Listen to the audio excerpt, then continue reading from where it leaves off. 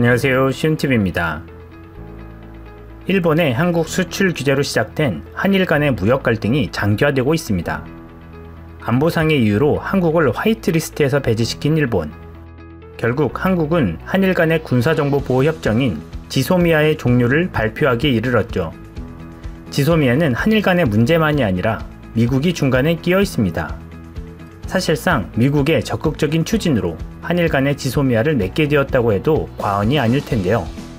그런데 지소미아의 종료 발표는 신의 한 수였다는 평가가 흘러나오고 있습니다. 그 이유가 무엇일까요?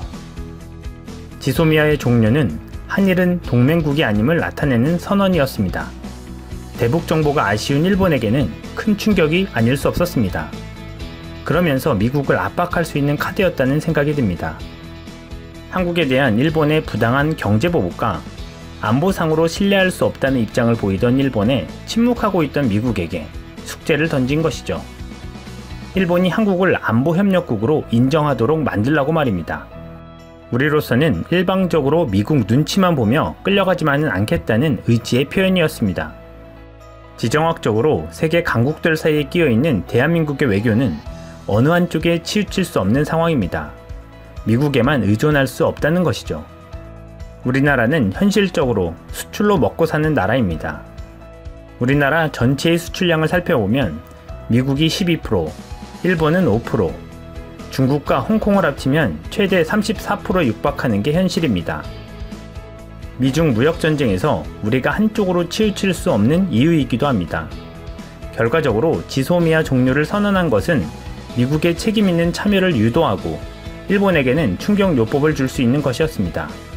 또한 중국과 러시아와의 관계에 있어서도 우리의 실리를 챙길 수 있는 것이었죠. 역사적으로 한국의 최우방국이 미국임에는 틀림없지만 요즘의 미국은 트럼프의 과격한 협상가로서의 기질 때문에 동맹국들의 입장을 난처하게 할 때가 많은 상황이었습니다. 그 한 예로 한미 군사훈련을 왜 하는지 모르겠다, 돈 낭비다 라든지 한국을 향해 한국의 방위비 인상은 어릴 적 월세 올리는 것보다 쉬웠다라는 것, 동맹국들을 무시하고 깔아뭉개는 발언을 서슴지 않는다는 것입니다.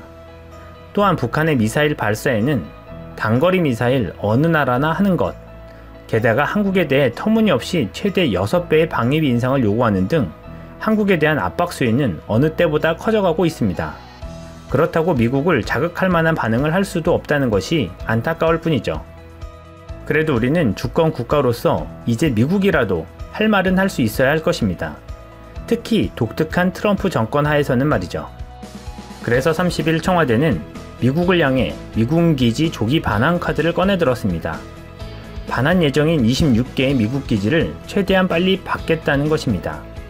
이 중에는 토양 오염 정화 작업 문제로 미반환된 곳도 다수 있습니다. 즉, 미국과의 방위비 분담금 협정에 있어서도 한국의 토지, 시설 제공, 불평 감수, 토지 오염 정화와 같은 부분도 분담금의 일환이었다는 것을 상기시키려는 것으로 보입니다. 일각에서는 한국은 미국 없으면 끝장이다라는 반응도 있더군요. 하지만 동북아 패권 속에 중국을 견제하는 데 핵심 요지인 한국이 분담금을 올리지 않았다고, 지소미아 종료했다고 그냥 떠날 수 있을까요? 이상 시온TV였습니다.